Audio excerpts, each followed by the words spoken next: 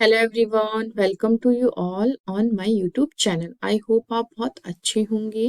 तो हम यहाँ पर गेट 2024 के लिए लास्ट ईयर्स में आए हुए क्वेश्चंस कर रहे हैं। तो हमारे जूलॉजी का आज है पार्ट 8।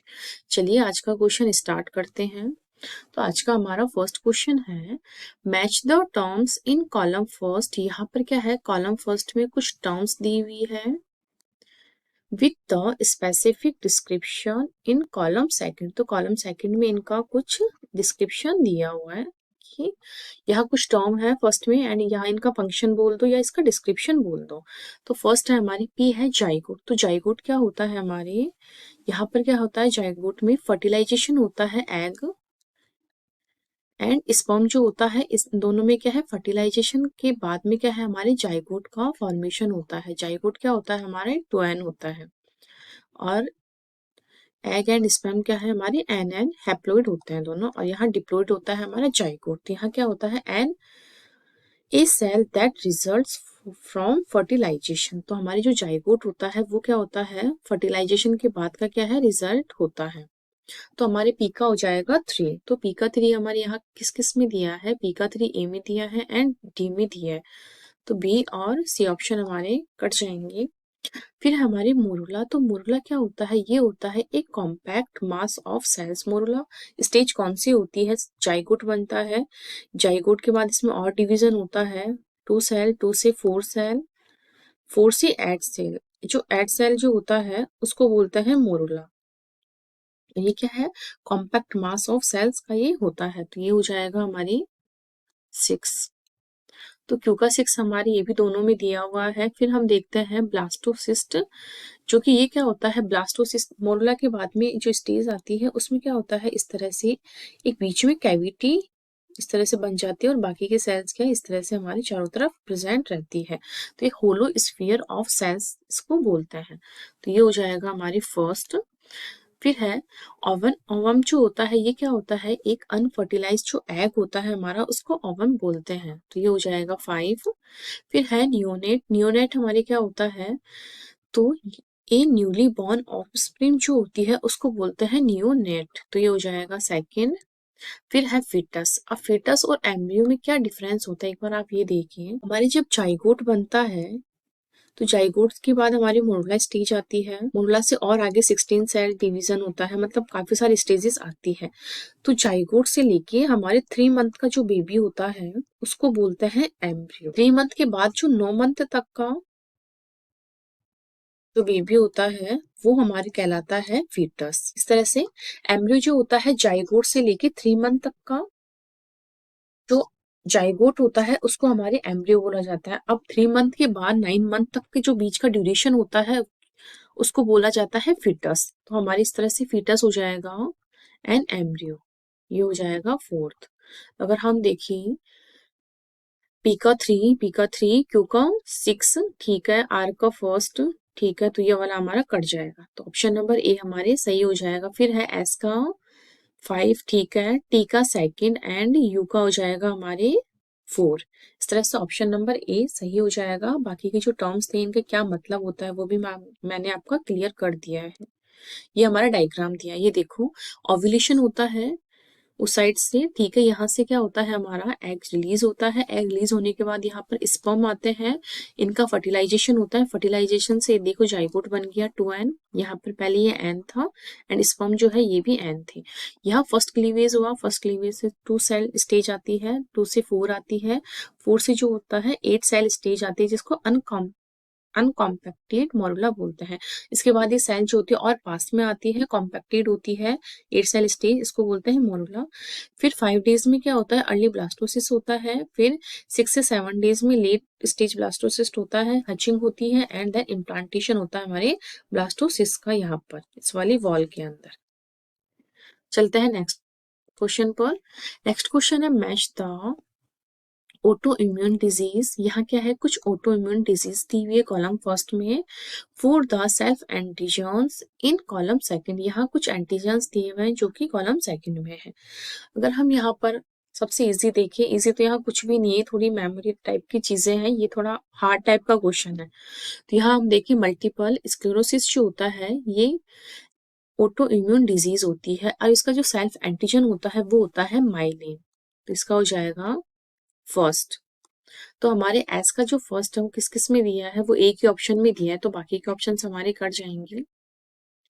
अब हम देखते हैं रियोमेटॉइड्स अर्थराइटिस जो होती है ये हमारे कनेक्टिव टिश्यू जो होता है एंटीजन प्रोड्यूस करता है, तो इसका हो जाएगा हमारे सेकंड। फिर है सिस्टेमिक लूपस इरिथेमेटोसस, तो ये हमारे डीएनए प्रकार का एंटीजन बनाता है, तो ये हो जाएगा 3।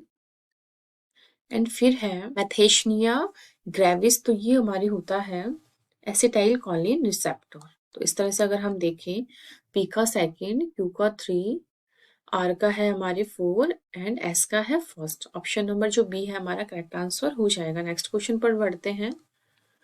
अब है match the types of cell. यहाँ कुछ सेल्स के मूवमेंट्स दिए हुए हैं during gastrulations in column first with the description in column second. तो यहाँ क्या है, कॉलम फर्स्ट में ग्रेस्टुलेशन जो प्रोसेस होती है उसके बाद क्या है, कुछ सेल के मूवमेंट्स होते हैं, तो किस किस टाइप के मूवमेंट्स होते हैं वो हमारे दिए हुए हैं। तो यहाँ सबसे इजी अगर हम याद करने के सेंस में देखें, माइग्रेशन यानी इमिग्रेशन, माइग्रेशन, इमिग्रेशन, माइग्रेशन, इस तरह से दोनों चीजें क्या एक बोलने में क्या सेम सेम लग रही है, तो इसका हो जाएगा आर का हो जाएगा हमारे फर्स्ट है। इसमें क्या होता है, migration of individual cells from the surface into the embryo interior. अगर हम इसको एक बार समझें, क्या होता है इसमें ग्रेस्टुलेशन के प्रोसेस में जो मूवमेंट होते हैं, इन्वेजिनेशन, इन्वोल्यूशन, इंग्रेशन, डीएमाइलेशन एंड इपीबॉली। तो यहाँ क्या होता है, गैस्ट्रुलेशन की जो प्रोसेस होती है इसमें 3 लेयर्स होती है, एक्टोडर्म, मेसोडर्म एंड एंडोडर्म। तो यहाँ क्या है, जो ये लेयर्स होती है इनफोल्डिंग होती है, infolding of cells sheet into embryo. तो ये एम्ब्रियो की तरफ क्या है, जो इस तरह से ये जो होती है इनकी इनफोल्डिंग होती है, इसका मतलब होता है इन्वेजिनेशन। और ये किस में होती है, सी अर्चिन की एंडोडर्म में। फिर है इन्वोल्यूशन में in turning in of cell sheet over the basal surface of an outer layer. तो यहाँ क्या है, एम्फीबियन की जो मेसोडर्म्स जो होती है, सेकेंड वाली लेयर जो होती है मेसोडर्म, इसमें क्या है बेसल पार्ट की तरफ क्या है, ये इस तरह से इंटर्निंग इसमें होती है। फिर है इंग्रेशन, इसमें माइग्रेशन होता है इंडिविजुअल सेल्स का इनटू द एम्ब्रियो। यहाँ क्या जो इंडिविजुअल ये सेल्स थी इनका माइग्रेशन हो रहा है हमारे अंदर की ओर, एम्ब्रियो के अंदर की ओर। सी अर्चिन की मेसोडर्म में एंड ड्रोसोफिला की न्यूरोब्लास्ट में इस तरह का मूवमेंट पाया जाता है। फिर है डीएमाइलेशन। डीएमाइलेशन में क्या होती है, स्प्लिटिंग होती है सेल्स की, या माइग्रेशन होता है of one sheet into 2 sheet. यहाँ क्या है, एक शीट के ऊपर दूसरी शीट का क्या है, इस तरह से स्प्लिटिंग होती रहती है एक के ऊपर एक। तो ये होता है mammalian and bird hypoblast formation. फिर है इपीबोली। इपीबोली में क्या होता है, the expansion of one cell sheet over another cells. तो यहाँ क्या है, एक्सपेंशन होता है सेल के ऊपर सेल। तो यहाँ क्या, ectoderm formation in amphibians, sea urchin and tunicates. Sea urchin and tunicates में यहाँ क्या होता है, इनका एक शीट के ऊपर एक के अंदर क्या है एक्सप्रेशन होता है। तो ये आपको ये टर्म्स मैंने बता दिए। अब हम देखें, हमने ये देख लिया है इंग्रेशन में क्या होता है, एक जो सेल होती है उसका माइग्रेशन होता है दूसरी सेल के ऊपर। फिर है इन्वेजिनेशन। तो इन्वेजिनेशन में हमारे क्या होता है, इनफोल्डिंग होती है of a sheet of cells during the formation of endoderm in sea urchin. तो हमारे पी का हो जाएगा सेकंड। तो पी का सेकंड हमारे 2 में दिया है और आर का फर्स्ट हमारे एक ही में दिया है, तो बाकी के ऑप्शन हमारे कट जाएंगे। अब हम देखते हैं इन्वोल्यूशन। तो इन्वोल्यूशन में क्या होता है, इनवर्ड मूवमेंट होता है of an expanding outer layer of cells so that it spreads over the internal surface of the remaining external cells। ठीक है। फिर हमारे यहाँ है डीमाइलेशन। डीमाइलेशन में क्या होती है, स्प्लिटिंग होती है एक सेल के ऊपर दूसरी सेल की लेयर की, splitting of one cellular sheet into 2 nearly parallel sheet. ठीक है, तो ये हो जाएगा हमारे 3। ऑप्शन नंबर जो सी है हमारे करेक्ट हो जाएगा। इनका क्या मतलब होता है, ग्रेस्टुलेशन की जो प्रोसेस होती है उसके बाद क्या है, इन सेल्स में क्या है मूवमेंट होता है, तो मूवमेंट अलग अलग टाइप के होते हैं। अब चलते हैं नेक्स्ट क्वेश्चन पर। नेक्स्ट क्वेश्चन है match the therapeutic factors in column first with the applications in column second. Column first में कुछ थेरेपेटिक फैक्टर्स दिए हुए हैं और यहाँ पर उनकी क्या एप्लीकेशन, कहाँ कहाँ इनको यूज में लिया जाता है। तो फर्स्ट है ह्यूमुलिन। ह्यूमुलिन क्या है, एक डायबिटीज को ठीक करने वाला क्या एक फैक्टर होता है जो कि हमने जो ह्यूमन है उन्होंने इसको बनाया है, सिंथेटिकली इसको हमने ड्राइव किया है। तो पी का आ जाएगा सेकंड, तो पी का सेकंड हमारे दो ऑप्शंस में है। फिर हम देखते हैं, अगर हम ये देखें प्लाज्मोनिजन एक्टिवेटर, ये क्या है? प्लाज्मोनिजन एक्टिवेटर क्या है? जो प्लाज्मिन होता है हमारे ब्लड में प्रेजेंट, उसको क्या एक्टिवेट करता है। उसको एक्टिवेट करने से क्या होता है, हमारी जो ब्लड में कहीं पर भी जो ब्लड का थक्का या क्लैम्प बनता है वो ना बन पाए। उसके लिए क्या, अगर ब्लड का अगर हमारी थक्का बन जाएगा, क्लैम्प बन जाएगा, उससे क्या अटैक आने का क्या है जो चांस होता है काफ़ी ज़्यादा बढ़ जाता है। तो हार्ट अटैक को रोकने के लिए हमारे क्या है, इसको एक्टिवेट किया जाता है। इससे क्या होता है, मायोकार्डियल इन्फ्रेक्टेशन जो होता है वो होता रहता है। तो इसका ये हो जाएगा हमारी आर का हो जाएगा 5। तो आर का 5 हमारे ऑप्शन नंबर 1 में ही दिया हुआ है। फिर है इरिथ्रोपोइटिन। इरिथ्रोपोइटिन जो होता है ये एनीमिया जो होता है उस कंडीशन में हेल्प करता है। इसका ये हो जाएगा 4। फिर हमारे कैथेप्सिन के इनहिबिटर, ये क्या करता है, ऑस्टियोपोरोसिस क्या आता है, जो हमारी हड्डियां होती हैं उनके बीच बीच में इस तरह से छेद बन जाते हैं, हॉल्स बन जाते हैं, ऑस्टियोपोरोसिस। फिर है लेप्टिन। तो लेप्टिन क्या करता है, ये ओबेसिटी जो होती है उसमें हेल्प करता है। तो ये आ जाएगा हमारे 6। ऑप्शन नंबर ए हमारे करेक्ट आंसर हो जाएगा। नेक्स्ट क्वेश्चन पर चलते हैं। नेक्स्ट क्वेश्चन है मैच द सेल ऑर्गेनेलिस। यहाँ सेल ऑर्गेनेलिस दिए हैं विद द एप्रोप्रिएट फंक्शन। यहाँ क्या है, कॉलम सेकंड में उनकी फंक्शंस दिए हुए हैं। अब देखते हैं फर्स्ट हमारे क्या दिया है, प्रॉक्सिसोम। तो प्रॉक्सिसोम क्या करता है, ये ऑक्सीडेशन ऑफ फैटी एसिड्स जो है हमारे प्रॉक्सिसोम ऑर्गेनेली के अंदर होता है।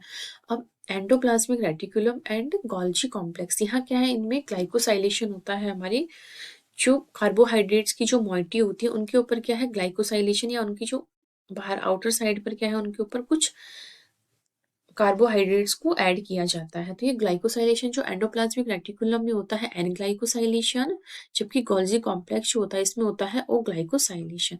अब हम देखें क्यू का 3 किस किस में दिया है, क्यू का 3 भी 2 में दिया है, एंड एस का जो 4 है, सॉरी 5 है, वो हमारे एक ही ऑप्शन में दिया है, ऑप्शन नंबर डी। अब हम बाकी के देखते हैं। ग्लाइऑक्सिसोम जो होता है इसमें कन्वर्जन होता है लिपिड्स टू कार्बोहाइड्रेट, तो ये हो जाएगा हमारे फर्स्ट। फिर है सेंट्रियोल। सेंट्रियोल क्या करता है, माइक्रोट्यूब्यूल ऑर्गेनाइजेशन सेंटर इसमें प्रेजेंट रहता है। तो ये हो जाएगा 6। तो टी का हमारे है 6, एस का है 5, आर का है फर्स्ट, क्यू का है 3 एंड पी का है हमारे 2। तो इस तरह से ऑप्शन नंबर डी जो है हमारे करेक्ट आंसर हो जाएगा। नेक्स्ट क्वेश्चन पर बढ़ते हैं। नेक्स्ट क्वेश्चन है cohesin and condensin proteins of eukaryotes belong to which one of the following groups. यह क्या है, कोहेसिन एंड कंडेंसिन जो प्रोटीन होते हैं ये हमारे जो क्रोमोसोम है उसको होल्ड करने में क्या है, हमारी हेल्प करते हैं। तो इस तरह से हमारा अगर क्रोमोसोम के अंदर क्या है, डीएनए, ये जो दोनों होते हैं इन दोनों को इस तरह से बाइंड करके रखते हैं। जैसे नॉर्मल में इस तरह से क्रोमोसोम बनाओ, क्रोमोसोम के अंदर इस तरह से डीएनए प्रेजेंट होता है, तो इन दोनों को ऐसे बाइंड करके रखने में क्या है, कोहेसिन हेल्प करता है। अब ये दूर दूर ना हो इसके लिए इनके अंदर कोहेसिन एंड कंडेंसिन जो प्रोटीन होते हैं वो दोनों प्रेजेंट रहते हैं। तो ये देखिए हमारे क्रोमोसोम दिया हुआ है, क्रोमोसोम में कोहेसिन प्रोटीन है, एंड यहाँ पर क्या है, इस तरह से क्रोमोसोम्स की फोल्डिंग जो होती है इस तरह से इसके फुल लोब्स जो ये बनाते हैं, यहाँ पर क्या है, कंडेंसिन हमारी हेल्प करता है, और दोनों को पास पास रखने के लिए कोहेसिन प्रोटीन हेल्प करता है। तो यहाँ हो जाएगा स्ट्रक्चरल मेंटेनेंस ऑफ क्रोमोसोम, ये SMC प्रोटीन्स होते हैं, इनका दोनों को मिलाकर के हम SMC प्रोटीन्स के थ्रू क्या है ये फॉर्म होते हैं। तो ये हो जाएगा हमारे ए ऑप्शन सही। स्टोन्स नहीं होगा, पॉलीमरेज नहीं, टॉपोआइसोमरेज, ये सब क्या रेप्लिकेशन में हेल्प करता है। ये न्यूक्लियोसोम जो मॉडल होता है वहाँ हेल्प करता है, जबकि कोहेसिन कंडेंसिन क्या है, क्रोमोसोम की जो स्ट्रक्चर होती है उसको उसी फॉर्म में, इंटैक्ट फॉर्म में रखने में हेल्प करते हैं। तो ये जो प्रोटीन्स होते हैं ये स्ट्रक्चरल मेंटेनेंस देते हैं हमारे क्रोमोसोम को। नेक्स्ट क्वेश्चन पर चलते हैं। नेक्स्ट क्वेश्चन है, अभी आपने देखा होगा जितने 5-6 क्वेश्चन आए थे हमारे सारे मैच था फॉलोइंग टाइप के आए थे, column first and column second. तो उस टाइप के क्वेश्चंस को करना बहुत ईजी होती है। इसमें क्या होता है, एक या दो ऑप्शन भी अगर हमें पता होता है तो हम करेक्ट आंसर पर पहुंच जाते हैं। अब चलते हैं नेक्स्ट क्वेश्चन पर। Which of the following options represent the animals as endemic to India. Endemic होता है एक पर्टिकुलर एरिया जो होता है वहीं पर ही उस ऑर्गेनिज्म का या एनिमल का या उस प्लांट का प्रेजेंट रहना। तो यहाँ क्या है, जो एंडेमिक है ओनली इंडिया के लिए, तो हमारे यहाँ पर दो है, ये किसकी है, ये है हमारी पर्पल फ्रॉग का डायग्राम एंड ये दिया है पिग्मी हॉग। तो ये वेस्टर्न घाट पर मिलता है एंड ये हमारी जो असम या हिमालयन जो क्षेत्र है, एरिया है, वहां पर ये दोनों मिलते हैं। ये है एंडेमिक टू इंडिया वाले दोनों एनिमल्स। तो ये हो जाएगा एंड ये। अब जो बाकी के माउंटेन बोंगो और हिरोला, ये देखो एक बार, ये देखो ये केनिया और सोमालिया जो होते हैं वहां के एंडेमिक है ये दोनों एनिमल्स। अब एंडेमिक स्पीसीज क्या होती है इसकी एक बार डेफिनेशन देखिए। Endemic species are those species that are restricted to a geographical area and are not found in any other part of the world। ये क्या है, एक पर्टिकुलर एरिया के लिए ही क्या रेस्ट्रिक्टेड हो जाते हैं, उसके अलावा ये किसी और वर्ल्ड के किसी भी और पार्ट में नहीं पाए जाते हैं। तो इन दोनों का मैंने बता दिया, केनिया एंड सोमानिया में ये दोनों एंडेमिक हैं दोनों के लिए, जबकि हमारे होग एंड जो फ्रॉग है ये दोनों क्या है हमारे एंडेमिक है इंडिया के लिए। ये थोड़ा क्या मेमोराइज टाइप की क्वेश्चन है, इनको अपन अगर आपको बिल्कुल अच्छे से याद है तो ही आपको रिक्स लेना है, वरना इनको हाथ भी नहीं लगाना है, छोड़ देना है ऐसे क्वेश्चंस को।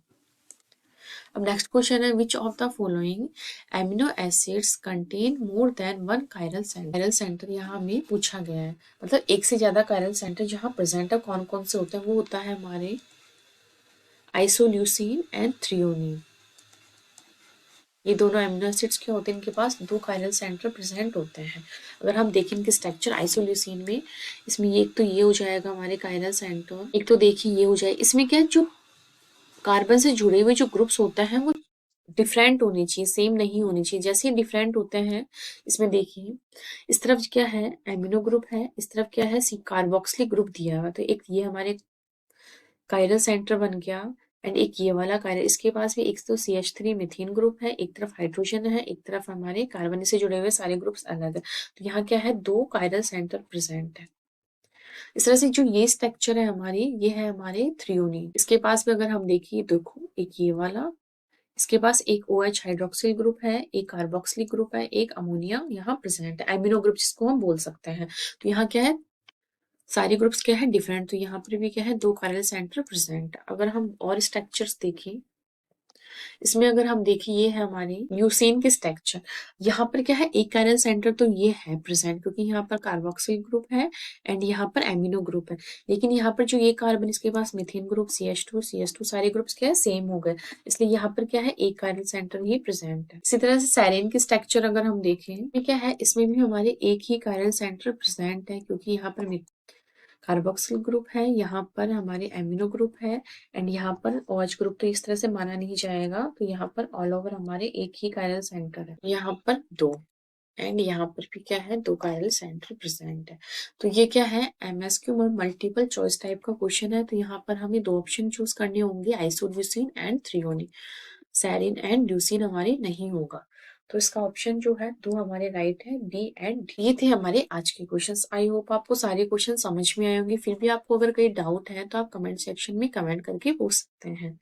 अगर अभी तक आपने चैनल को सब्सक्राइब नहीं किया है तो प्लीज इसे लाइक कीजिए, सब्सक्राइब कीजिए और गेट की जो भी तैयारी कर रहे हैं उन बच्चों तक अपनी वीडियो को प्रोवाइड कीजिए। Thank you.